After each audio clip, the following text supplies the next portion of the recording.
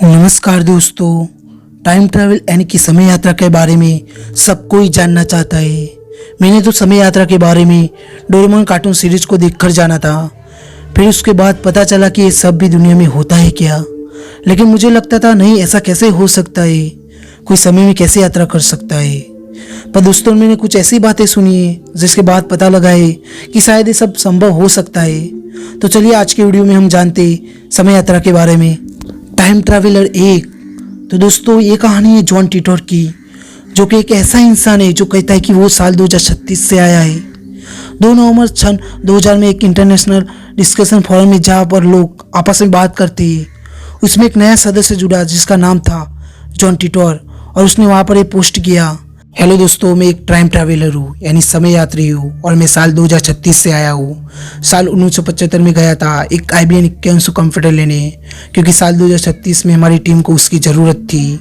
और 1975 से 2036 में वापस आते समय बीच में साल 2000 में रुक गया हूँ, क्योंकि मुझे देखना है कि भूतकाल यानी पास्ट कैसा था, और वाइटेको नाम की एक कंप्यूटर प्रॉब्लम को भी मुझे देखना था।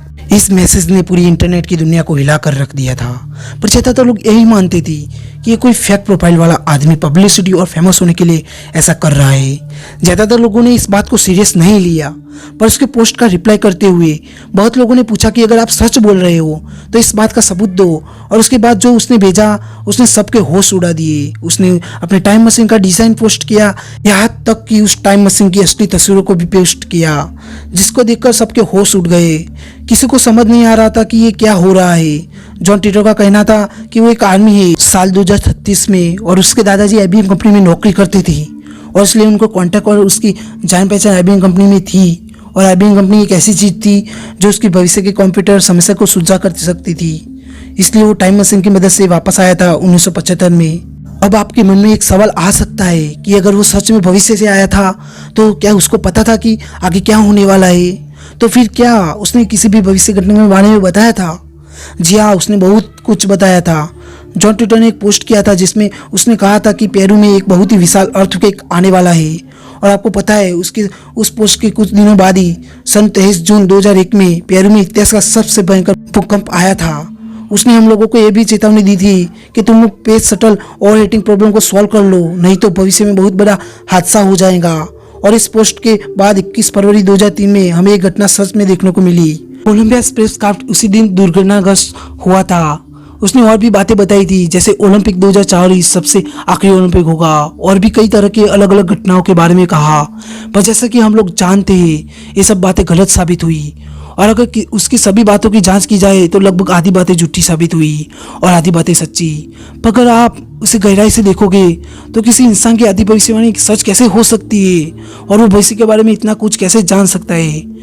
जॉन टिटोर के ऊपर एक किताब भी लिखी गई जिसका नाम था जॉन टिटोर और टाइम ट्रैवलर स्टील। 24 मार्च 2000 में जॉन टिटोर ने अपना आखिरी पोस्ट किया। मतलब इस आखिरी पोस्ट के बाद उस अकाउंट से आज तक कोई पोस्ट नहीं हुआ, और एक रहस्य बन के वह इंसान हमेशा के लिए गायब हो गया। Number 2, a man in a plane. 1954 में एक प्लेन जापान के एयरपोर्ट पे लैंड किया, और इस एयरपोर्ट के साथ एक साधारण सा इंसान बाहर की तरफ निकल रहा था। और जैसा कि आपको पता होगा, एक जगह पर रुकवा कर पासपोर्ट चेकिंग होती है, तो वहाँ अपना पासपोर्ट दिखाने के लिए रुका। और वहाँ पर जो हुआ वो कुछ ज़्यादा ही अजीब था। वो इंसान एक बिजनेसमैन की तरह लग रहा था, और ऐसा लग रहा था जैसे ही अपने बिजनेस ट्रिप पर है। पर जैसे ही इसका पासपोर्ट चेक किया गया तब वो पासपोर्ट एक यूरोप के देश टोरट का था। पर आप जानते हो, टोरट नाम का जगह असल में कहीं है ही नहीं। शुरू में लोगों को लगा कि ये कोई पासपोर्ट की गलती है, पर उसी समय उस इंसान ने खुद ही अपने मुंह से कर डाला कि नहीं, कोई गलती नहीं हुई, मैं टोरट का ही रहने वाला हूँ। और तुम लोग ये कैसे कह सकते हो कि टोरट नाम का कोई देश नहीं है? मेरा देश तो हजारों सालों से यूरोप में है, और टोरट से जापान का ही मेरा पहला ट्रिप नहीं है। मैं यहाँ पर पहले भी कितनी बार आ चुका हूँ। वो बहुत गुस्सा हो गया था। जिस देश में कोई बाहर आए घूमने के लिए और बाद में किसी को पता चला कि वो देश असल में है ही नहीं, तो कैसा लगेगा? ऑफिशियल लोगों के जांच पड़ताल से ये इंसान बहुत ही फ्रस्ट्रेटेड हो गया था। सबूत के तौर पर उसने अपना पासपोर्ट खोलकर दिखाया। पासपोर्ट पर बहुत सारे जेन्युइन सील्स लगे थे, स्टैंप भी लगे हुए थे जो कि बिल्कुल असली थे, और यहाँ तक कि जापान का स्टैंप भी उसके पासपोर्ट पर था, जो उसके हिसाब से उसने तब लिया था जब वो यहाँ किसी बिजनेस के काम से आने का प्लान बना रहा था। उसके पास एक लाइसेंस भी था जिसमें देश का नाम टोरट लिखा हुआ था। फिर ऑफिशियल्स ने उसे एक मैप दिया, और कहा तुम्हारे देश टॉरेज इस मैप में कहाँ पर है, जरा बताओ तो। और उसने पॉइंट भी किया फ्रांस और स्पेन के बीच एक छोटे से एरिया पे। उसने ये कहा कि यहाँ पर टॉरेज है। और जैसा कि आप जानते हो कि मैप की उस जगह पर सिर्फ दो ही देश है, फ्रांस और स्पेन। यहाँ टॉरेज नाम का कोई देश नहीं हो। और इसलिए उस इंसान को एक सिक्योर होटल के रूम में भेज दिया गया और ऑफिशियल्स ने उसे ये कहा कि सुबह इंस्पेक्शन के बाद यानी कि जांच के बाद हम तुम्हें छोड़ देंगे। तब उस रात के लिए उसे उस होटल रूम में भेज दिया गया फुल सिक्योरिटी के साथ। अगले दिन ऑफिसर वापस उस इंसान को लेने आए। जब उन्होंने उस रूम को खोला तब उन्होंने देखा कि वो आदमी गायब था। ये बहुत अजीब बात थी कि इतने फुल सिक्योरिटी के बावजूद भी वो इंसान कैसे भाग सकता है। रात पर सिक्योरिटी गार्ड्स ने उस पर नज़र बनाए रखा था, पर वो रहस्यमय तरीके से गायब हो गया। और वो लाइसेंस और डॉक्यूमेंट्स ऑफिसर्स ने जो इंसान से लिया था और वो सब जो ऑफिसर्स ने रूम में रखा था वो भी किसी रहस्यमय तरीके से गायब हो गया। पर इस घटना के बारे में कहीं उतनी बात नहीं की गई, न्यूज़ कवरेज या अटेंशन नहीं दी गई थी। इस घटना के 35 साल बाद इस किताब के जरिए, जिसका नाम था द डायरेक्टिव ऑफ पॉसिबिलिटीज, लोगों को इसकी घटना के बारे में पता चला। और एक किताब जिसका नाम था ट्रेंस बट ट्रू, इस किताब से भी उस घटना के बारे में जिक्र किया गया है। इस घटना को आज भी कोई नहीं समझ सका कि ये आखिर हुआ क्या था। बहुत सारी थियोरी बनाई गई, पर सबसे फेमस थ्योरी ये कहती है कि ये दूसरे पैरेलल यूनिवर्स का इंसान था जो हमारे इस यूनिवर्स में किसी ग्लिच के चलते शिफ्ट हो गया था।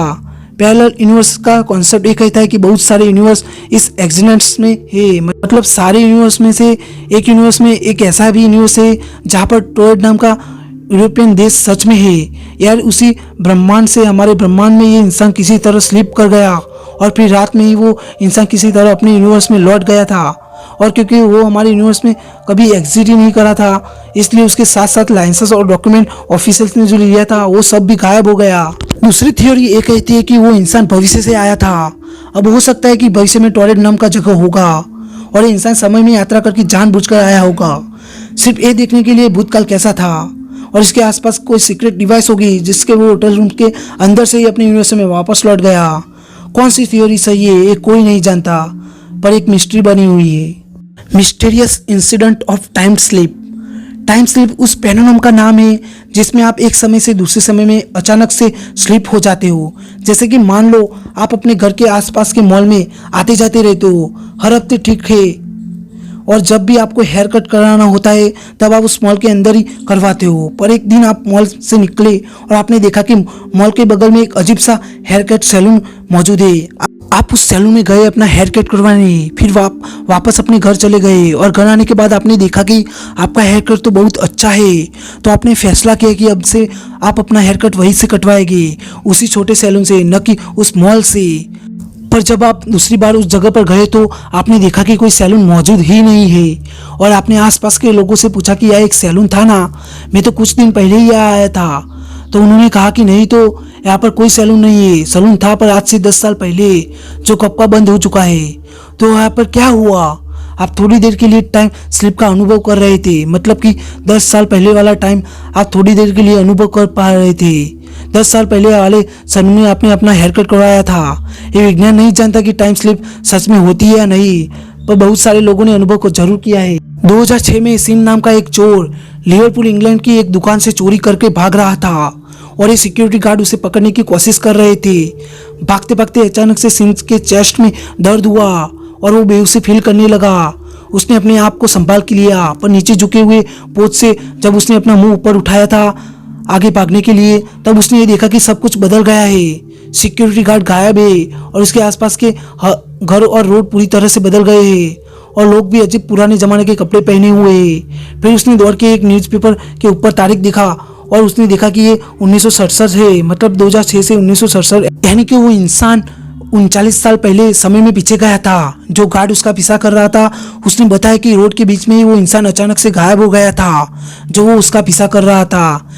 ऐसी घटनाएं बहुत से लोगों ने अनुभव किया है। तो थ्योरी ये कहती है कि वो साल 2006 में टाइम स्लिप के चलते ही 1967 में गलती से चला गया था, पर लकीली वो 1967 में बेहोश हो गया था। लकीली इसलिए कहा कि क्योंकि जब उसके होश आया था तब वो वापस से 2006 में ही था।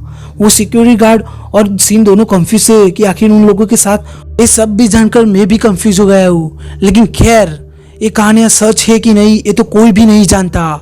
और कोई इसे कंफर्म नहीं कर पाया है, पर लोग दावा आज भी करते आए हैं। दोस्तों, टाइम ट्रैवल के बारे में हम पूर्ण रूप से तो ट्रस्ट नहीं कर सकते, लेकिन ऐसे सबूत मिलने पर हमें एक बार जरूर सोचना चाहिए। फिलहाल दोस्तों, वीडियो पसंद आया हो तो एक लाइक जरूर कीजिए और कमेंट बॉक्स में नाइस जरूर लिखिए और हमारे चैनल को सब्सक्राइब कीजिए, घंटी वाले बेल आइकन को प्रेस कीजिए ताकि जब भी अपना नया वीडियो बनाओ उसकी नोटिफिकेशन आपके पास हमेशा आती रहे दोस्तों।